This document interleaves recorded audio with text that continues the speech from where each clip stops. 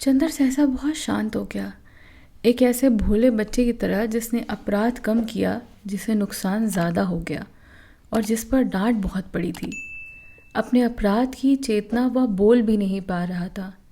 अपना सारा दुख अपने ऊपर उतार लेना चाहता था। वहाँ एक ऐसा सन्नाटा था जो ना किसी को आने के लिए आमंत्रित करता था, ना किसी को जाने से रोक सकता था। वह एक ऐसा मैदान था जिस पर की सारी पगडंडियां तक मिट गई थीं। एक ऐसी डाल थी जिस पर के सारे फूल झड़ गए थे, सारे घोंसले उजड़ गए थे। मन में उसके असीम कुंठा और वेदना थी। ऐसा था कि कोई उसके घाव छू ले तो वह आंसुओं से बिखर पड़े। वह चाहता था वह सबसे क्षमा मांग ले, बिनती से, पम्मी से, सुधा से, और फिर हमेशा के लिए उनकी दुनिया से चला जाए। कितना दुख दिया उसने सबको। इसी मनस्थिति में एक दिन गेसू ने उसे बुलाया। वह गया। गेसू की अम्मी जान तो सामने आई, पर गेसू ने पर्दे से ही बातें की। गेसू ने बताया कि सुधा का खत आया है, कि वह जल्दी ही आएगी गेसू से मिलने। गेसू को बहुत ताजुब हुआ कि चंदर के पास कोई खत क्यों नहीं आया। चंदर जब घर पहुंचा तो कैलाश का एक पत्र मिला। प्रिय चंदर, बहुत दिन से तुम्हारा कोई खत नहीं आया, ना मेरे पास ना इनके पास। क्या नाराज़ हो हम दोनों से? अच्छा तो लो, तुम्हें एक खुशखबरी सुना दूँ। मैं सांस्कृतिक मिशन में शायद ऑस्ट्रेलिया जाऊँ। डॉक्टर साहब ने कोशिश कर दी है। आधा रुपये मेरा, आधा सरकार का। तुम्हें भला क्या फुर्सत मिलेगी यहाँ आने की। मैं ही इन्हें लेकर 2 रोज़ के लिए आऊँगा। इनकी कोई मुसलमान सखी है वहाँ, उससे भी मिलना चाहती हैं। हमारी खातिर का इंतज़ाम रखना। मैं 11 मई को सुबह की गाड़ी से पहुँचूँगा। तुम्हारा कैलाश। सुधा के आने से पहले चंदन ने घर की ओर नज़र दौड़ाई। सिवाय ड्राइंग रूम और लॉन के सचमुच बाकी घर इतना गंदा पड़ा था कि गेसू सच ही कह रही थी, जैसे घर में प्रेत रहते हों। आदमी चाहे जितना सफाई पसंद और सुरुचिपूर्ण क्यों ना हो, लेकिन औरत के हाथ में जाने क्या जादू है कि वह घर को छूकर ही चमका देती है। औरत के बिना घर की व्यवस्था संभल ही नहीं सकती। सुधा और बिनती कोई भी नहीं थी और 3 ही महीने में बंगले का रूप बिगड़ गया था। उसने सारा बंगला साफ कराया।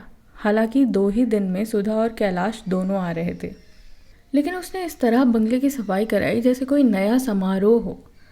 सुधा का कमरा बहुत सजा दिया था और सुधा की छत पर 2 पलंग डलवा दिए थे। लेकिन इन सब इंतज़ामों के पीछे उतनी ही निष्क्रियता, भावनाहीनता थी जैसे कि एक होटल का मैनेजर हो और 2 आगंतुकों का इंतज़ाम कर रहा हो, बस। मॉनसून के दिनों में अगर कभी किसी ने गौर किया हो तो बारिश होने से पहले हवा में एक नमी, पत्तियों पर एक हरियाली और मन में एक उमंग सी छा जाती है। आसमान का रंग बता देता है कि बारिश होने वाली है, बादल छाने वाले हैं, बूंदें रिमझिमाने वाली हैं। जब बादल बहुत नज़दीक आ जाते हैं, बूंदें पड़ने से पहले ही दूर पर गिरती हुई बूंदों की आवाज़ वातावरण पर छा जाती है, जिसे ध्रुवा कहते हैं। जो जो सुधा के आने का दिन नज़दीक आ रहा था, चंदर के मन में हवाएं करवटें बदलने लगी थी।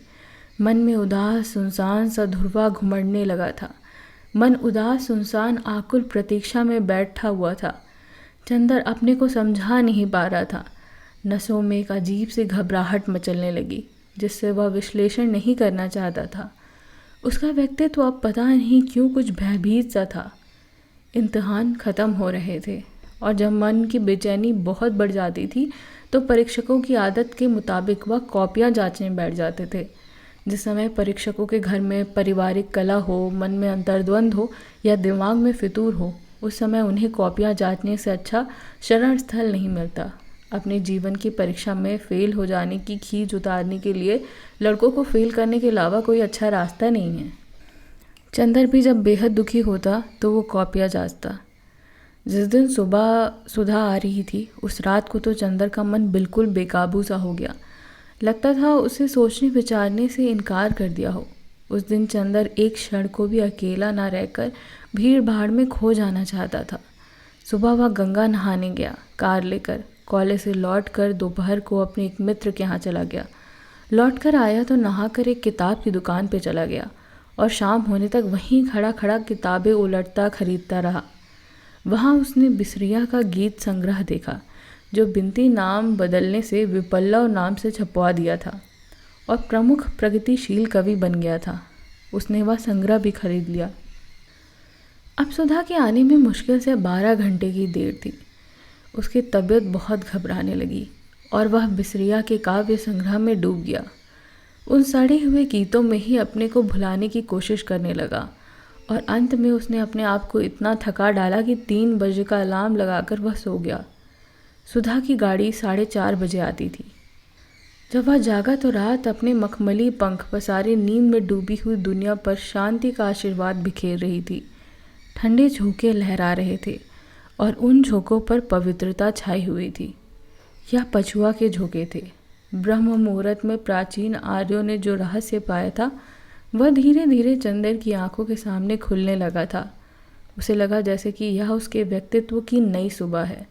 एक बड़ा शांत संगीत उसकी पलकों पर ओस की तरह थिरकने लगा।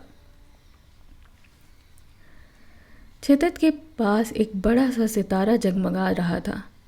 चंदर को लगा जैसे यह उसके प्यार का सितारा है जो जाने किस अज्ञात पाताल में डूब गया था और आज वो फिर जाग उठा है। उसने एक अंधविश्वासी भोले बच्चे की तरह उस सितारों को हाथ से जोड़कर कहा, मेरे कंचन जैसी सुधा रानी के प्यार, तुम कहाँ खो गए थे? तुम मेरे सामने नहीं रहे। मैं जाने किन तूफानों में उलझ गया था। मेरी आत्मा में सारी गुरता सुधा के प्यार की थी। मैंने उसे खो दिया। उसने मेरी आत्मा पीले पत्ते की तरह तूफान में उड़ाकर जाने किस कीचड़ में फंस गई थी। तुम मेरी सुधा के प्यार हो ना? मैंने तुम्हें सुधा की भोली आंखों में जगमगाते हुए देखा था। वेद मंत्रों जैसे इस पवित्र सुबह में आज मेरे पाप लिप्त तन के अमृत से धोने आए हो। मैं विश्वास दिलाता हूँ कि आज सुधा के चरणों पर अपने जीवन के सारे गुनाहों को चढ़ाकर हमेशा के लिए क्षमा मांग लूँगा। लेकिन मेरी सांसों की सांस सुधा, मुझे क्षमा कर दोगी ना? और विचित्र सा भावावेश और पुलक से उसकी आंखों में आंसू आ गए। उसे याद आया कि एक दिन सुधा ने उसकी हथेलियों को होठों से लगाकर कहा था, आओ आज तुम सुधा के स्पर्श से पवित्र हो।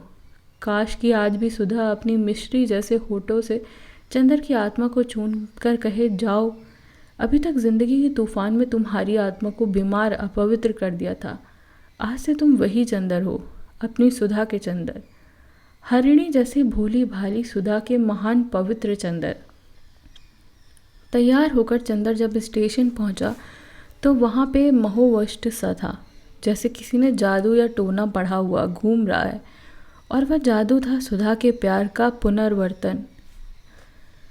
गाड़ी घंटा भर लेट थी। चंदर को एक पल काटना मुश्किल हो रहा था। अंत में सिग्नल डाउन हुआ, कूलियों में हलचल मची और चंदर पटरी पर झुककर देखने लगा। सुबह हो गई थी और इंजन दूर पर एक काले दाग से दिखाई पड़ रहा था। धीरे धीरे वह दाग बड़ा होने लगा और लंबी सी हरी पूंछ की तरह लहराती हुई ट्रेन दिखाई पड़ी। चंदर के मन में आया वह पागल की तरह दौड़ कर वहाँ पहुँच जाए। जिस दिन वह घोर अविश्वासी में अविश्वास जग जाता है वह दिन वह पागल सा हो उठता है। उसे लग रहा था जैसे इन गाड़ियों के सभी डिब्बे खाली हैं, सिर्फ एक डिब्बे में अकेली सुधा होगी जो आते ही चंदर को अपनी प्यार भरी निगाहों में समेट लेगी। गाड़ी के प्लेटफॉर्म पर आते ही हलचल बढ़ पड़ी। कूलियों की दौड़ धूप, मुसाफिरों की हड़बड़ी, सामान को उठा धरी से प्लेटफॉर्म भर गया। चंदर पागलों सा इन सब भीड़ को चीरकर डिब्बों में देखने लगा। एक दफ़े पूरी गाड़ी का चक्कर लगा गया। कहीं पे सुधा दिखाई नहीं दी, जैसे आंसू से उसका गला रुंधने लगा। क्या नहीं आए ये लोग?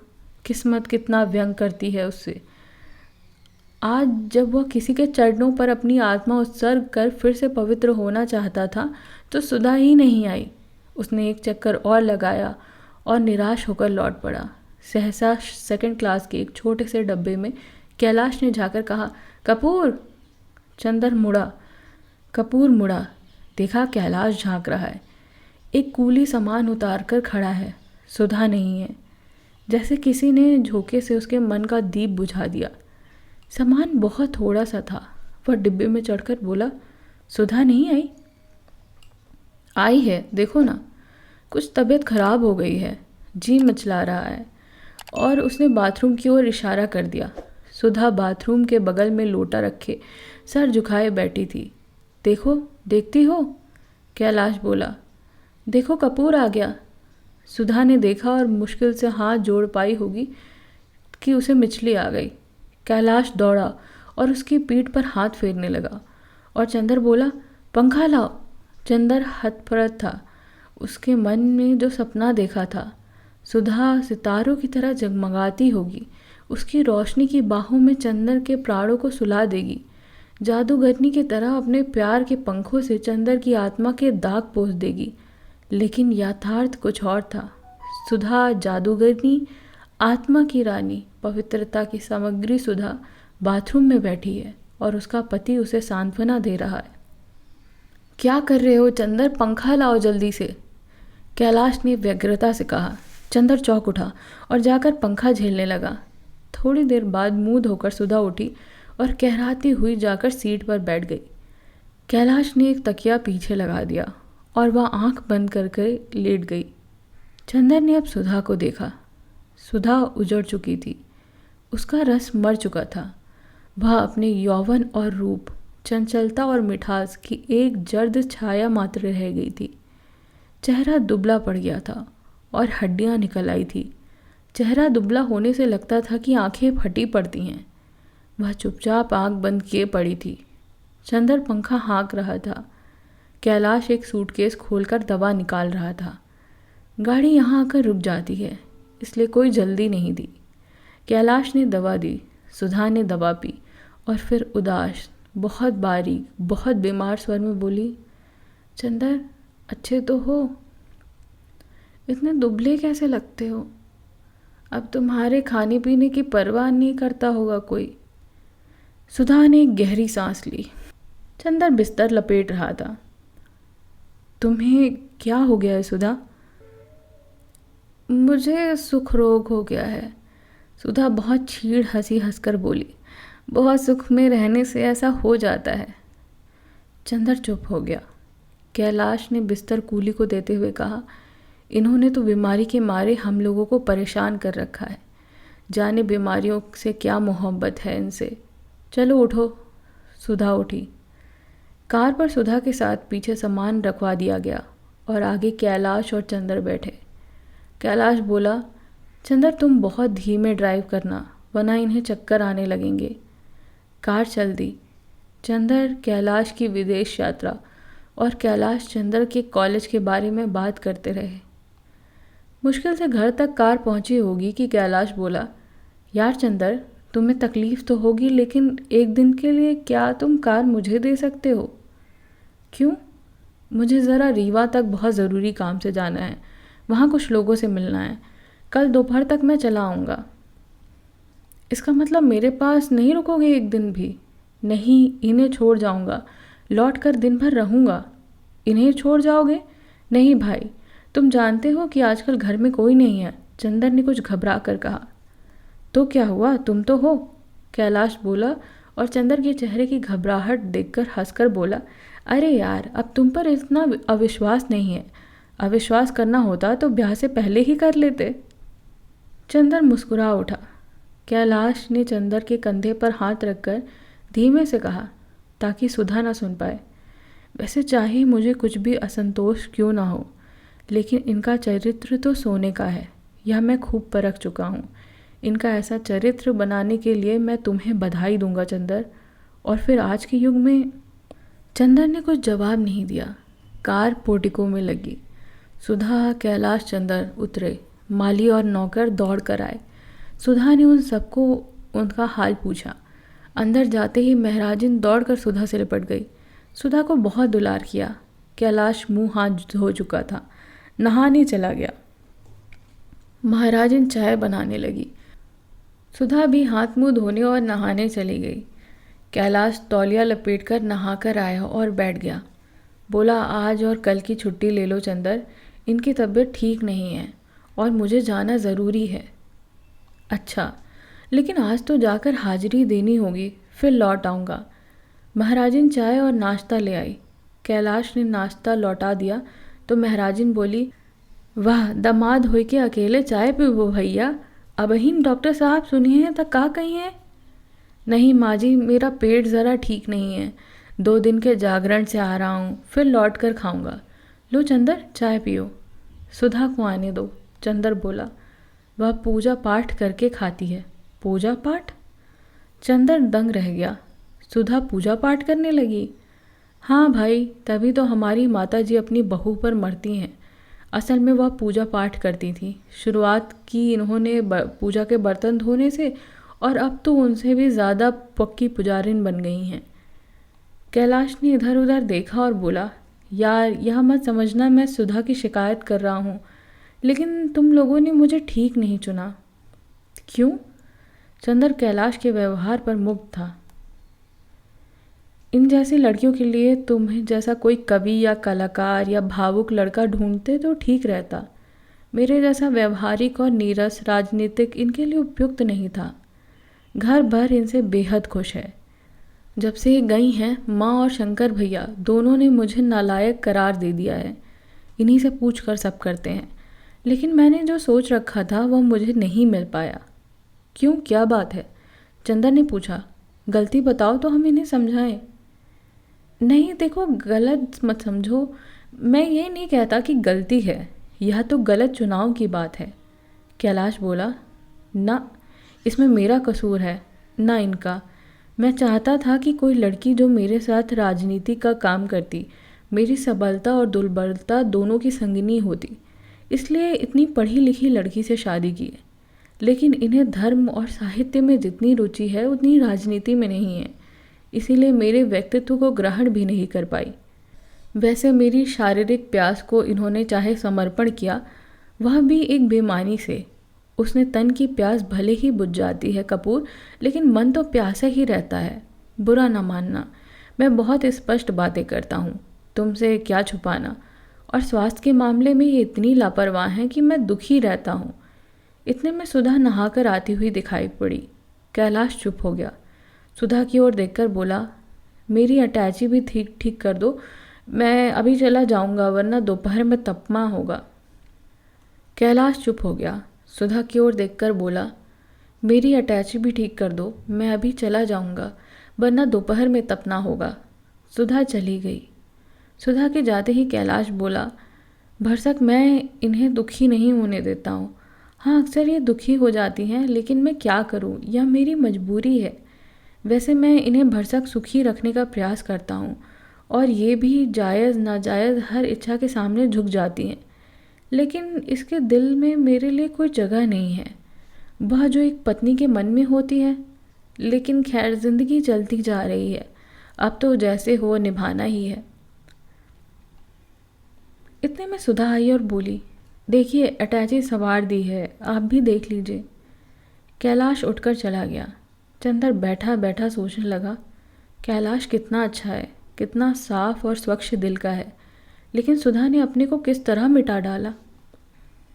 इतने में सुधा आई और चंदर से बोली, चंदर चलो, वो बुला रहे हैं। चंदर चुपचाप उठा और अंदर आया। कैलाश ने तब तक यात्रा के कपड़े पहन लिए थे। देखते ही बोला, अच्छा चंदर, मैं चलता हूँ, कल शाम तक आ जाने की कोशिश करूँगा। हाँ देखो, ज़्यादा घूमना मत, इनकी सखी को यहाँ बुला लो तो अच्छा है।